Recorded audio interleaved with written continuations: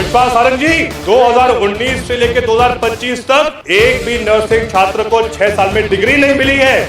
ये सच्चाई मध्य प्रदेश की है। हमारा प्रदेश का कितना बड़ा दुर्भाग्य है सभापति महोदय कि पूरे देश में एकमात्र मध्य प्रदेश है जहां 2019 से लेकर आज तक एक भी नर्सिंग छात्र ग्रेजुएट नहीं कर पाया है। 4 साल से एक ही क्लास में पढ़ रहे हैं, ना तो हम लोग की परीक्षाएं हुई है और ना हम लोग को स्कॉलरशिप मिली है। मध्य प्रदेश का नाम पिछले 2 दशकों से घोटालों और भ्रष्टाचार के बड़े मामलों की वजह से पूरे देश में गूंज रहा है। अभी व्यापम घोटाले की अग्नि में प्रदेश की प्रतिष्ठा धूं-धूं करके जल ही रही थी, तभी मध्य प्रदेश में नर्सिंग घोटाले के रूप में छात्रों के भविष्य को जलाकर राख किए जाने की खबरें सामने आने लगी। व्यापम 2 के तौर पर देखे जा रहे नर्सिंग घोटाले में करीब 1.25 लाख छात्रों का भविष्य अधर में लटक गया। मध्य प्रदेश में नर्सिंग कॉलेज के कामकाज में भारी अनियमितताएं पाई गई। स्वास्थ्य शिक्षा विभाग के शीर्ष अधिकारी ऐसे नर्सिंग कॉलेज चलाते पाए गए जिनके पास कोई परिसर तक नहीं था। कई कॉलेज तो 2-3 कमरों में चलते हुए पाए गए तो कई सिर्फ कागजों पर मौजूद थे। सीबीआई ने 2020-21 में पंजीकृत 670 कॉलेजों की जांच पड़ताल शुरू की तो जांच में 169 कॉलेज पात्र, 73 कमी वाले तथा 66 अपात्र मिले। इस पूरे मामले में सनसनी तो तब मच गई जब सीबीआई के अधिकारी कॉलेज को पात्र बनाने की एवज में रिश्वत लेते पकड़े गए। नर्सिंग छात्रों के भविष्य के साथ खिलवाड़ होते हुए देख मध्य प्रदेश विधानसभा में कांग्रेस के युवा विधायक जयवर्धन सिंह ने पुरजोर आवाज उठाई।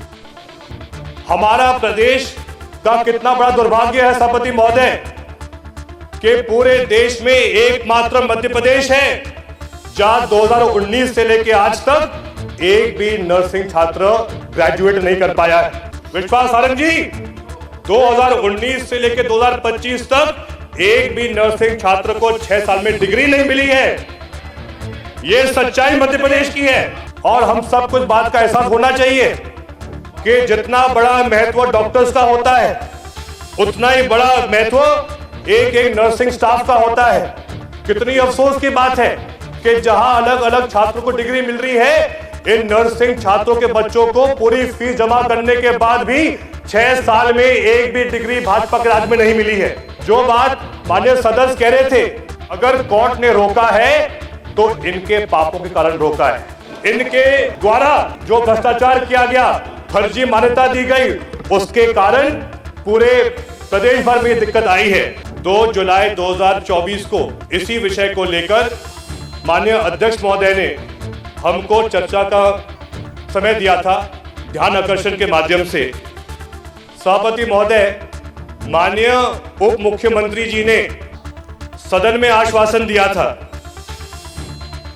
कैलेंडर के साथ, लेकिन सच्चाई ये है कि उन्होंने कहा था 2020-21 बैच की परीक्षा बीएससी सेकेंड ईयर की नवंबर 24 में की जाएगी। वो हुई नहीं हुई।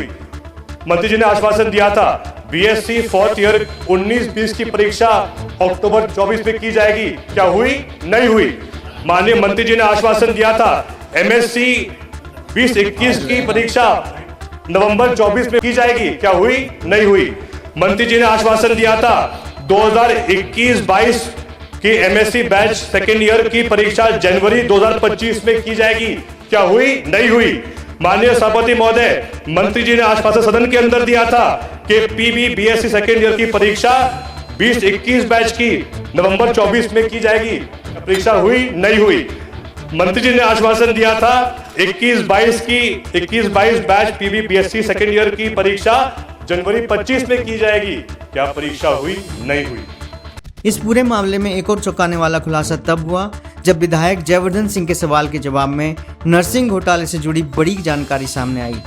विधानसभा में प्रस्तुत सरकारी आंकड़ों के मुताबिक मध्य प्रदेश के महाधिवक्ता प्रशांत सिंह को मेडिकल यूनिवर्सिटी और नर्सिंग काउंसिल द्वारा नर्सिंग घोटाले की पैरवी करने के लिए 2 करोड़ 56 लाख रुपए का भुगतान किया गया। 2 अतिरिक्त महाधिवक्ताओं सहित करीब 1 दर्जन वकीलों को करोड़ों रुपए के भुगतान की बात भी सामने आई है। इसके अलावा मेडिकल यूनिवर्सिटी ने महाधिवक्ता को भुगतान करने के लिए 1 करोड़ 82 लाख रुपए के अन्य बिलों की भी मंजूरी दे दी है। पूर्व मंत्री जयवर्धन सिंह ने सवाल उठाया कि क्या अन्य मामलों में भी महाधिवक्ता प्रति सुनवाई 4-5 लाख रुपए लेते हैं?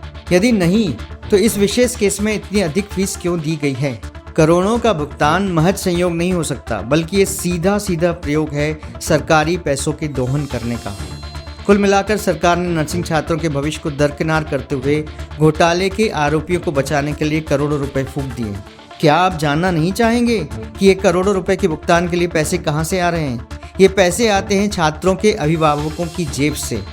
जी हाँ, मेडिकल यूनिवर्सिटी परीक्षा फीस के नाम पर करोड़ों रुपए वसूलती है, परीक्षाएं तो कराती नहीं। उल्टा परीक्षा फीस का पैसा घोटालेबाजों को बचाने के लिए अधिवक्ताओं को दिया जा रहा है, जो कि जनता की गाढ़ी कमाई और सरकारी पैसों की खुली लूट है।